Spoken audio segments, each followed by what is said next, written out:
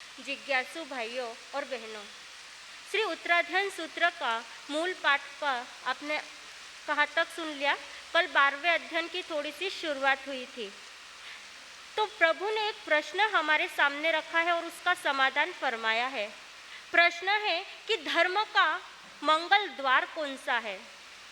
प्रभु इस 12वें अध्ययन में इस प्रश्न का उत्तर देते हैं कि धर्म का मंगल द्वार कोई है तो वह है सबका सत्कार, सबका सम्मान। यह है धर्म का मंगल द्वार। 12वें अध्ययन में कल आपने सुना कि हरिकेशी बल जो एक छोटा बच्चा है, बहुत ही कुरूप और कुद्र स्वभाव का है, बहुत ही क्रोधी स्वभाव का है, उग्र स्वभाव का है। कोई बच्चे उसके साथ खेलना पसंद नहीं करते हैं और वह दुखी होकर एक जगह पर बैठ गया है। उसके सामने एक घटना घटित होती है। एक बार विषैला सर्प आता है और उसके बंधुजन, हरिकेशी बल के बंधुजन उस विषैले सर्प को मार देते हैं।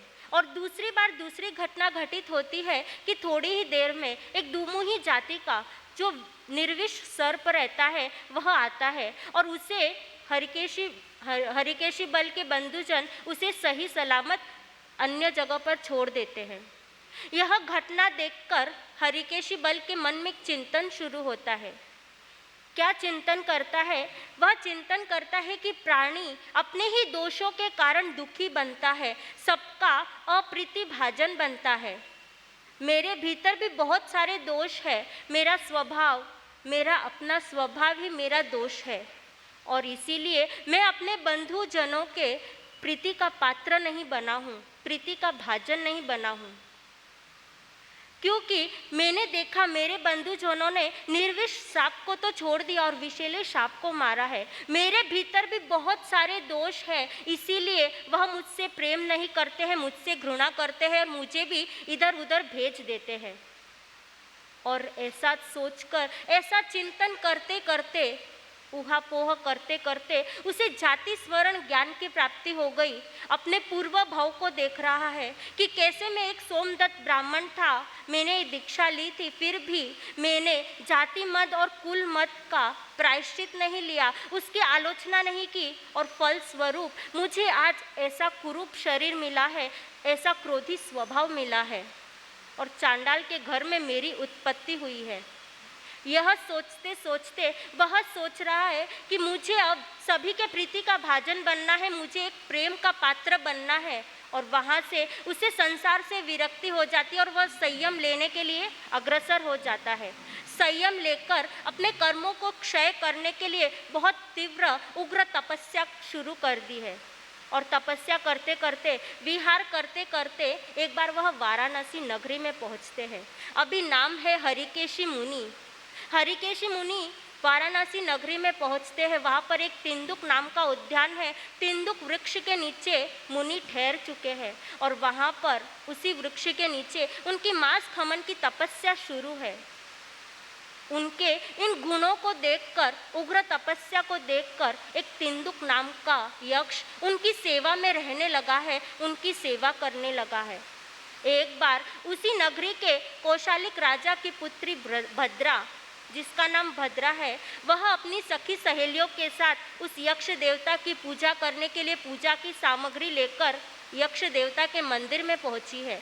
और यक्ष देवता की प्रदक्षिणा करते करते उसकी नज़र हरिकेशी मुनि पर गई और उसके मन में एक विचार आया, यह कैसा गंदे शरीर वाला, गंदे कपड़ों वाला कुरूप मुनि है। और मन में यह घृणा का भाव आया। मुंह और नाक मरोड़कर उन मुनि पर वह थूक देती है। घृणा का भाव कैसे होता है बंधुओं? जब हम किसी से घृणा करते हैं तो वैसा ही फल हमें जीवन में मिलता है।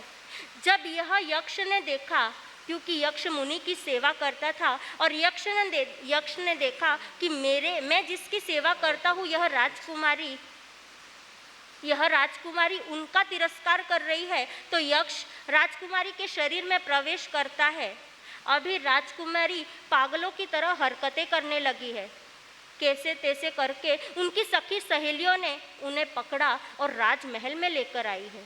वह राजमहल में भी पागलों की तरह हरकतें शुरू है और राजा उनकी हरकतों को देखकर चिंतित होने लगा। बहुत सारे उपचार करवा लिए लेकिन राजकुमारी सही नहीं हो रही है। अभी राजा और मंत्री दोनों चिंतित है कि इतनी सुंदर राजकुमारी और ये क्या हो गया है, अब हम कैसे इसका इलाज करें। तो यक्ष उसी समय किसी के शरीर में प्रवेश कर सारी घटना राजन को बताता है। और राजन, यदि तुम अपनी पुत्री की सलामती चाहते हो तो जिस मुनि का इसने अपमान किया है उसी मुनि के साथ उसका विवाह करवा दीजिए, वरना मैं इसे नहीं छोड़ूंगा, क्योंकि इसने उस घोर तपस्वी मुनि का अपमान किया है और उसके फल स्वरूप मैंने उसे फल चखाने के लिए ऐसा पागल जैसा बना दिया है। यदि तुम अपनी पुत्री को जीवित देखना चाहते हो तो उसका विवाह उस मुनिराज से करवा दीजिए। राजन ने कहा, कोई आपत्ति नहीं है, यदि मेरी पुत्री को जीवित देखना है तो मुझे ये करना ही पड़ेगा। और भद्रा को लेकर मुनि के चरणों में पहुंचते हैं। मुनि तो अपने ध्यान में स्थित है। राजन मुनि से कहते हैं कि भगवान, यह मेरी पुत्री है, इसने आपका घोर अपमान किया है। अभी मैं आपको अपनी पुत्री को आपके चरणों में एक दासी के रूप में समर्पित करता हूँ, कृपया इसे स्वीकार कर लीजिए। मुनि ने आंखें खोली है और मुनि कहते हैं, मैं 5 महाव्रतधारी मुनि हूँ। स्त्री पुत्र सभी का मैंने त्याग किया है, मेरे लिए ये सभी कोई मायने नहीं रखते हैं। मैं ब्रह्मचारी हूँ और मेरे ब्रह्मचारी व्रत में जो भी इस दुनिया की स्त्री है वह माता, पुत्री और बहन के समान है। आपकी पुत्री से मुझे कोई प्रयोजन नहीं है और मैं इसे मेरे अपराध के लिए क्षमा करता हूँ। मेरा कोई अपमान इसने नहीं किया है। इतना जब सुना वह भद्रा भी उनके चरणों में गिर गई कि मुझे स्वीकार कर लीजिए, लेकिन मुनि ने फिर से समझाया है। और यक्ष ने कहा, जब मुनि तुम्हें स्वीकार नहीं करना चाहते तुम चली जाओ अपने घर। और भद्रा निराश मन से अपने पिता के साथ अपने घर पर लौट गई और वहाँ पर उसका विवाह। किसी ने कहा कि संत मुनि जो होते हैं वह ब्राह्मण का ही रूप होते हैं, इसीलिए संत ने उसके जब तिरस्कृत कर दिया है तो आप किसी ब्राह्मण देवता के साथ उस अपनी पुत्री का विवाह कर दीजिए। उसी नगरी में रुद्रदेव ब्राह्मण रहता था, उसके साथ भद्रा का विवाह होता है। वह यज्ञशाला का अधिपति था और उसने अपनी नव विवाहिता पत्नी को यज्ञशाला की सारी व्यवस्था सौंपी थी। इधर मुनि का जब मास खमन का पारना होता है तब मुनि गोचरी के लिए निकलते हैं और संयोगवश से वह रुद्रदेव की यज्ञशाला में गोचरी के लिए पधारते हैं। वहाँ पर जब यज्ञशाला में जितने भी सेवक काम कर रहे होते हैं वह उस मुनि को देखकर उनका अपमान करते हैं। अपमान का बदला वह यक्ष देवता कैसे लेते हैं ये सारा इस अध्ययन में बताया गया है। उनका अपमान करते हैं, जब मुनि से कहते हैं कि यहाँ से चले जाओ, यहाँ पर तुम्हें कोई भिक्षा मिलने वाली नहीं है, ये सारा अन्न तो ब्राह्मणों के लिए बनाया गया है। और वह यक्ष देवता प्रकट होकर जब मुनि का अपमान होते देखता है तो जितने भी वहाँ पर लोग होते हैं उनको वह प्रताड़ित करता है।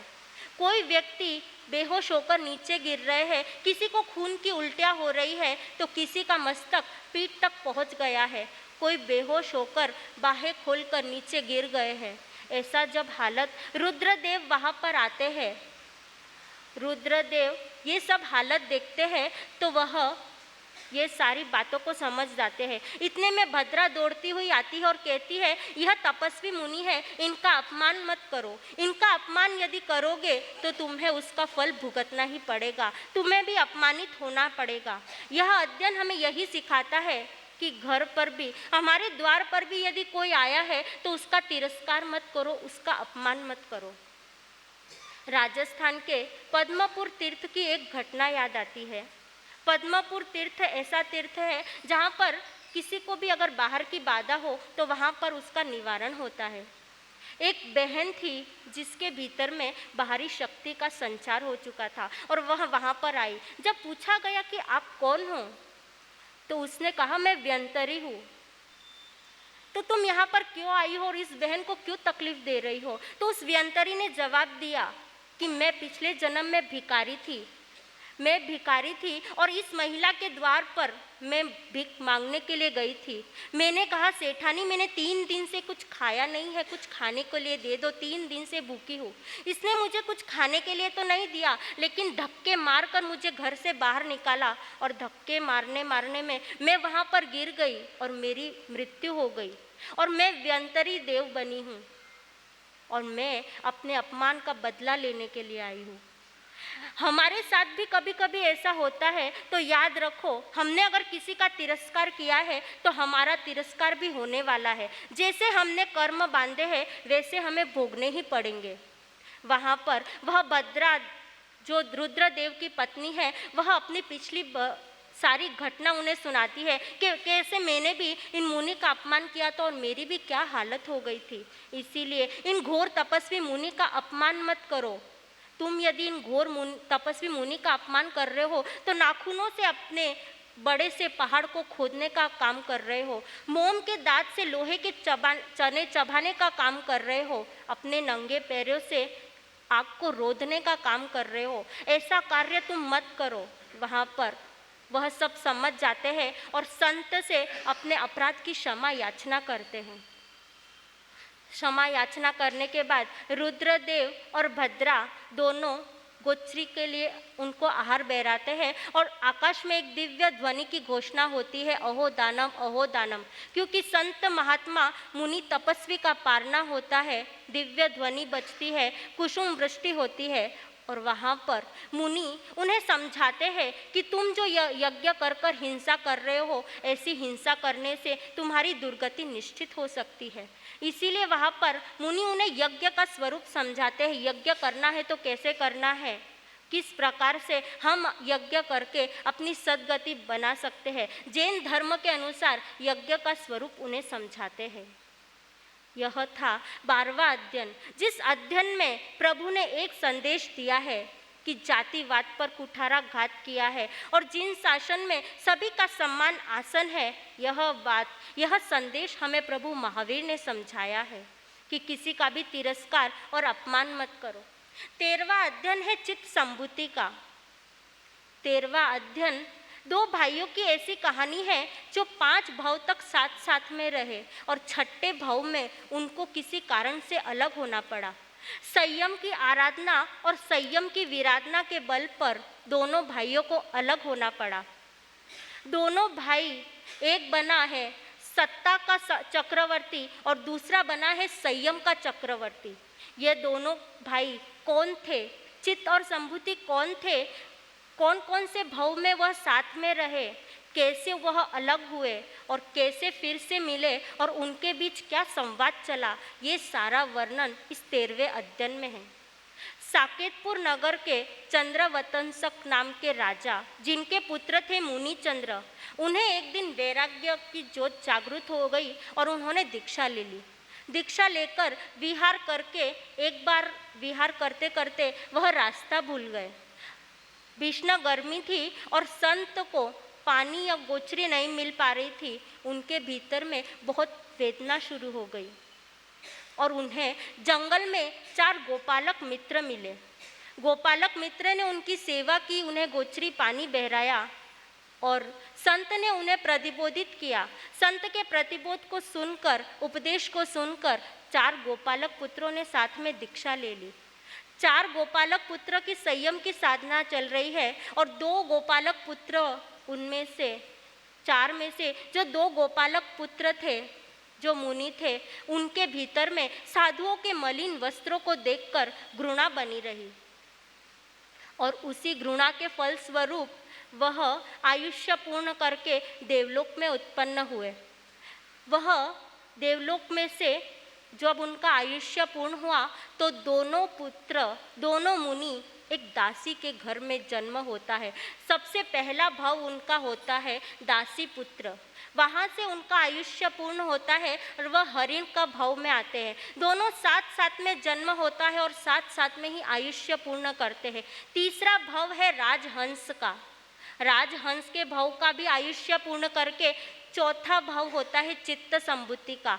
वाराणसी नगरी के चांडालों के अधिपति भूतदत्त के घर में वह 2 पुत्र जन्म लेते हैं। क्योंकि बंधुओं, पिछले जन्म में संत के मलिन वस्त्रों को देखकर घृणा की थी। घृणा के भाव अभी भी थे तो चांडाल के कुल में उनको पुत्र के रूप में उनकी उत्पत्ति होती है। पुत्र दोनों दिखने में बहुत सुंदर होते हैं, लेकिन कुल तो आखिर चांडाल का कुल था। चांडाल के कुल में जन्म होता है और एक का नाम रखते हैं चित्त और दूसरे का नाम संभुत। ऐसे चित्त संभुत जो दोनों भाइयों में आपस में बहुत प्रेम भावना रहती है। उसी नगरी में शंख नाम के राजा, जिनका नमुची नाम का एक मंत्री होता है और वह मंत्री घोर अपराध करता है और राजा कुपित होकर उस मंत्री को वध करने के लिए आज्ञा देते थे। और वध करने के लिए भी चित्त और संभूति के जो पिता रहते हैं बुद्धदत्त, उनको ही आज्ञा दी जाती है। बुद्धदत्त अपने पुत्रों के बारे में सोचते हैं कि यदि मैं एक चांडाल कुल का हूँ, मेरे पुत्र को कोई नहीं पढ़ाएगा, यह नमुची बहुत होशियार है, यदि यह मेरे पुत्रों को पढ़ाएगा तो मैं इसका वध नहीं करके अपने घर में छुपाकर इसको रख सकता हूँ। और यह शर्त वह नमुची के सामने रखते हैं। नमुची यह शर्त को स्वीकार करता है। चित्त और संभूति के घर में रहकर उन दोनों को वह पढ़ाई करवाता है और नृत्य और संगीत कला में उनको बहुत प्रवीण बना देता है। बुद्धदत्त की पत्नी नमुची की बहुत सेवा करती है कि यह मेरे बच्चों को पढ़ाते हैं, उनकी बहुत सेवा करती है। सेवा करते करते नमुची बुद्धदत्त की पत्नी पर आसक्त हो जाता है और उसके साथ गैर संबंध रखने लग जाता है। जब बुद्धदत्त को यह पता चलता है कि यह नमुची ऐसा अकृत्य कार्य करता है तो वह उसका वध करने के लिए तैयार हो जाता है। और जैसे ही चित्त और संभूति को यह पता चलता है कि मेरे पिताजी हमारे गुरु को मारने के लिए कोशिश कर रहे हैं, तो चित्त संभूति अपने गुरु को कृतज्ञतावश बचाने का प्रयास करते और वहाँ से भगा देते हैं।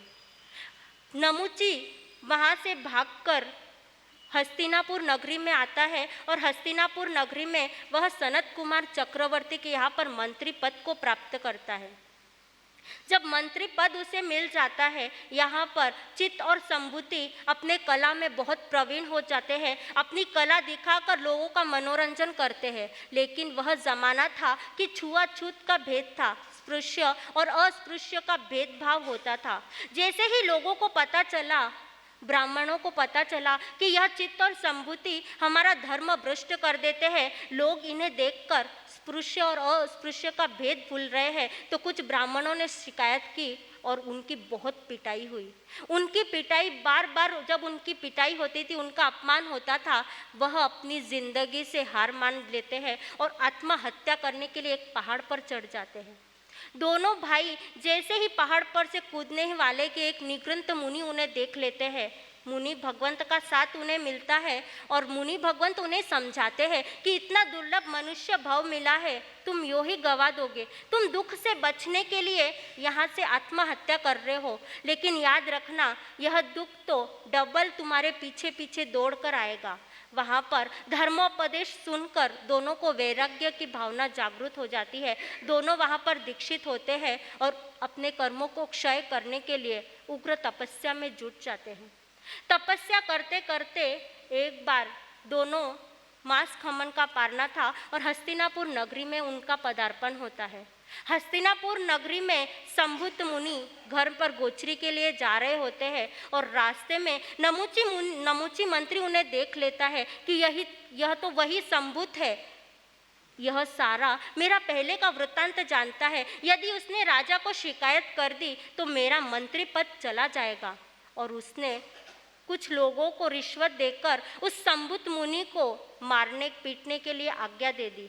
संभुत मुनि को लोग मार रहे हैं, पीट रहे हैं, फिर भी मुनि ने धैर्य धारण करके रखा। लेकिन जब लोगों की मारपीट बढ़ती जा रही है, रुकने का नाम नहीं ले रहे, तो उस समय मुनि का धैर्य भी टूट गया। मुनि अंदर से कुपित हो गए और भीतर से तेजोलेशा प्रवाहित हो गई। इतनी प्रमाण में तेजोलेशा छोड़ दी है कि सारा नगर धुएं से भर गया है। एक दूसरे को कोई दिखाई नहीं दे रहा है, इतने धुएं से पूरा नगर आच्छन्न हो गया है। और वहाँ पर जब चक्रवर्ती सनत कुमार चक्रवर्ती को यह बात पता चलती है कि मुनि का अपमान हुआ है, चक्रवर्ती अपनी सेना के साथ आते हैं, उन्हें मुनि को समझाते हैं कि शांत हो जाइए मुनिराज, हम अपराध के लिए आपसे क्षमा मांगते हैं। लेकिन मुनि शांत नहीं हो रहे हैं। जो बगीचे में चित्त मुनि बैठे हुए होते उनको जब पता चलता है तो वह आते हैं और संबुत मुनि को प्यार भरे शब्दों से समझाते हैं, मुनिराज शांत हो जाइए। और आखिर में मुनिराज अपनी तेजोलेशा को समेट लेते हैं। पूरे नगरी में सन्नाटा छा जाता है और लोग मुनि की जयकारों से पूरे नगरी को गुंजायमान कर देते हैं कि धन्य है ऐसे घोर तपस्वी मुनि को, उनकी लब्धियों को। घटना आगे बढ़ती है कि दोनों चित्त और संबुत मुनि इस घटना से भीतर में एक हलचल मच जाती है और दोनों वहाँ पर संथारा ग्रहण कर देते हैं। सनत कुमार चक्रवर्ती को जब यह बात पता चलती है कि दोनों मुनि ने संथारा ग्रहण किया है, वह अपनी पटरानी के साथ मुनि दर्शन के लिए आते हैं। मुनि दर्शन करते करते ऐसी घटना घटित होती है कि बाहर की वेदना तो शांत हो गई है, लेकिन मुनि के भीतर में एक हलचल हो गई है। जब चक्रवर्ती की पटरानी श्री देवी मुनि के चरणों में वंदना करती है तो उनके बालों की केश राशि का स्पर्श संबुत मुनि के पैर के अंगूठे को हो जाता है और मुनि के भीतर में जब ऐसे ठंडक का स्पर्श का अनुभव होता है, भीतर में तेजोलेशा समेटी थी, भीतर में गर्मी थी और ऐसी ठंडक का अनुभव करके मुनि के भीतर में एक हलचल मच जाती है। बाहर की वेदना, बाहर की गर्मी तो शांत हो गई है, लेकिन अंदर में एक निदान कर लेते हैं। उनके पैरों को वह स्पर्श बहुत ठंडक महसूस करवाता है और उसी समय वह संबुति मुनि एक निदान कर लेते हैं कि मेरे अगर तपस्या का कोई फल हो तो मुझे भी भविष्य में ऐसा चक्रवर्ती बनूं और ऐसा स्त्री रत्न का मैं मालिक बनूं।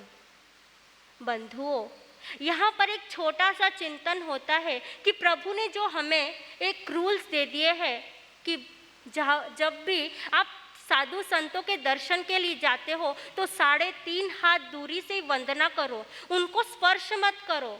हो सकता है कि क्योंकि वाइब्रेशन बहुत ज़्यादा काम करते हैं, हमारे संयम के वाइब्रेशन होते हैं और आपके संसारी गृहस्थी के वाइब्रेशन होते हैं। वाइब्रेशन को अट्रैक्ट करते हैं। हो सकता है कोई छोटी उम्र का साधु संत हो और आपकी इससे वह विचलित हो जाए। जैसे संबुत मुनि अपनी संयम की साधना से विचलित होकर संयम की साधना को दांव पर लगा बैठे, वैसे ही अगर उसके भागीदार आप बन गए तो जन्मों जन्मों तक आपको यह भोगना पड़ेगा। वहाँ पर चित्त मुनि को अपने ज्ञान के बल से मालूम चल जाता है कि संबुत मुनि ने ऐसा निदान किया है। निदान किसे कहते हैं? निदान वह होता है जब आप अपनी त्याग और तपस्या के फल स्वरूप किसी भौतिक इच्छा की कामना कर लेते हो। तपस्या तो बहुत उग्र हो जाती है, लेकिन मन में ऐसा संकल्प हो जाता है कि मेरी तपस्या का फल हो तो मुझे ये मिले, मुझे पुत्र की प्राप्ति हो या मुझे संपत्ति की प्राप्ति हो। ऐसा निदान कभी मत करना बंधुओं, क्योंकि यह निदान हमें जन्मों जन्मों तक भुगतना पड़ता है। भले ही हमें मोक्ष मिलने वाला होता है, पर वह हमें भौतिक सुख दे पाता है। वह संबुत मुनि को समझा रहे हैं कि अपना जो निदान किया है उसकी आलोचना कर लो, उसका प्रायश्चित कर लो। लेकिन वहाँ पर संबुत मुनि कुछ समझने को ही तैयार नहीं होते हैं और उनके जीवन की घटना आगे बढ़ती है। दोनों वहाँ से आयुष्य पूर्ण कर एक बनता है ब्रह्मदत्त चक्रवर्ती। संबुत मुनि का जन्म कांपिल्यपुर नगर में ब्रह्म राजा के घर में होता है। आगे चलकर वह ब्रह्मदत्त चक्रवर्ती बनते हैं। ब्रह्मदत्त चक्रवर्ती और यहाँ चित्त मुनि भी अपना आयुष्य पूर्ण कर उसी नगरी में एक धनाढ्य सेठ के घर पर जिनका जन्म होता है, मुनि का सहयोग मिलता है और चित्त मुनि को भी वैराग्य आ जाता है और वह भी मुनि बन जाते हैं। आगे की घटना कुछ ऐसे घटित होती है कि ब्रह्मदत्त चक्रवर्ती एक दिन नाटक देखते हैं और नाटक देखते देखते जाति स्मरण ज्ञान की प्राप्ति होती है और वह सोचते हैं कि मेरा भाई था जिसने हमने 5 भाव तो साथ साथ में किए, लेकिन छठे भाव में ऐसा क्या हो गया कि हम दोनों को अलग होना पड़ा। वहाँ पर वह एक श्लोक की एक लाइन की रचना करते हैं और घोषणा करवाते हैं कि इस श्लोक की जो दूसरी लाइन जो बना लेगा उसे मैं अपना आधा राज्य दे दूंगा। आधे राज्य के बाद वह श्लोक की लाइन हर नगरी के हर बच्चे के मुंह पर होती है, लेकिन कोई उसे पूरा नहीं कर पाता है। एक बार चित्त मुनि उस लाइन को पूरा करते हैं और उससे वह दोनों का मिलन होता है। ब्रह्मदत्त चक्रवर्ती और मुनि दोनों आपस में मिलकर बैठते हैं, अपने सुख दुख की चर्चा करते हैं। वही चर्चा इस 13वें अध्ययन में बताई गई है कि कैसे एक मुनि ब्रह्मदत्त चक्रवर्ती को संयम के मार्ग पर अग्रसर होने के लिए कहते हैं, लेकिन ब्रह्मदत्त चक्रवर्ती कहता है कि मैं उस कीचड़ में फंसे हुए हाथी की तरह हूँ जो किनारा तो देख रहा है, लेकिन मैं उस दलदल से बाहर नहीं निकल पाता हूँ। चित्त मुनि उन्हें बार बार समझा रहे हैं कि यह काम भोग हमें दुख के अलावा कुछ भी नहीं देने वाले हैं, इन्हें छोड़कर आप संयम के मार्ग पर अग्रसर हो जाओ। लेकिन ब्रह्मदत्त चक्रवर्ती पूर्व भाव में निदान कर आते हैं, इसीलिए वह इस भाव में संयम नहीं ले पाते हैं और उल्टा वह चित्त मुनि को सांसारिक काम भोगों के लिए आमंत्रित करते हैं। चित्त मुनि उन्हें समझाते हैं कि ठीक है, तुम दीक्षा नहीं ले सकते, लेकिन आर्य कर्म करो, धर्म में स्थिर हो जाओ, हिंसा मत करो, किसी को दुख मत दो। लेकिन आखिर निदान का फल उन्हें यह मिलता है कि वह आर्य कर्म कर ही नहीं पाते हैं। चित्त मुनि वहाँ से निकल जाते हैं और अपनी संयम की साधना में स्थिर हो जाते हैं। चित्त मुनि का आयुष्य पूर्ण होता है और वह मोक्ष को प्राप्त करते हैं। और इधर ब्रह्मदत्त चक्रवर्ती जो निदान कर आए थे, वह निदान के फल स्वरूप एक बार वह घूमने के लिए वन में जाते हैं। घूमते घूमते एक ब्राह्मण गुलेट से उनकी दोनों आंखें फोड़ देता है। दोनों आंखें फूट गई है, अभी दोनों आंखों से दिखाई नहीं दे रहा है और आज्ञा दे दी है कि किसने यह अकृत्य कृत्य किया है उसे मेरे सामने लाया जाए। तो पता चलता है कि एक ब्राह्मण के गुलेट से आपकी दोनों आंखें गई है। तो और वहाँ पर गुस्से में मंत्री को आज्ञा देते हैं कि इस नगरी में जितने भी ब्राह्मण लोग हैं उन सभी की आंखों को निकाल कर एक थाल में परोस कर लाया जाए। मंत्री भीतर से हिल जाते कि राजा ये कैसा आदेश मुझे दे रहे हैं। और मंत्री ने एक योजना बनाई है। गुंदे होते, आपके इधर क्या बोलते हैं मुझे नहीं मालूम, गुंदे की जो गुठली होती है उसका शेप, इधर भी गुंदे ही बोलते हैं। गुंदे की जो गुठली होती है उसकी गुठली पूरी थाल सजाकर राजा के सामने पेश किया जाता है और राजा उन गुठलियों को स्पर्श करके वह ब्राह्मणों की आंख समझ लेता है और खुश होता है। भीतर में हिंसा के परिणाम में आयुष्य का बंध होता है और आखिर जो लिखा होता है वह होकर ही रहता है। उनको 7वीं नरक का मेहमान बनना ही पड़ा। इस प्रकार यह 13वां अध्ययन चित्त और संभूति, तो एक बना है संयम का चक्रवर्ती और दूसरा बना है सत्ता का चक्रवर्ती। संयम का चक्रवर्ती अपनी मंजिल को प्राप्त कर लेता है और सत्ता का चक्रवर्ती भाव तक भटकता रहता है। 12 चक्रवर्ती में से 2 चक्रवर्ती शुभम और ब्रह्मदत्त चक्रवर्ती ये दोनों नरक में गए। इसीलिए बंधुओं कहा है, हमारे भी साधना का कोई फल हो तो वैसा साधना का फल कभी मांगकर निदान मत करना।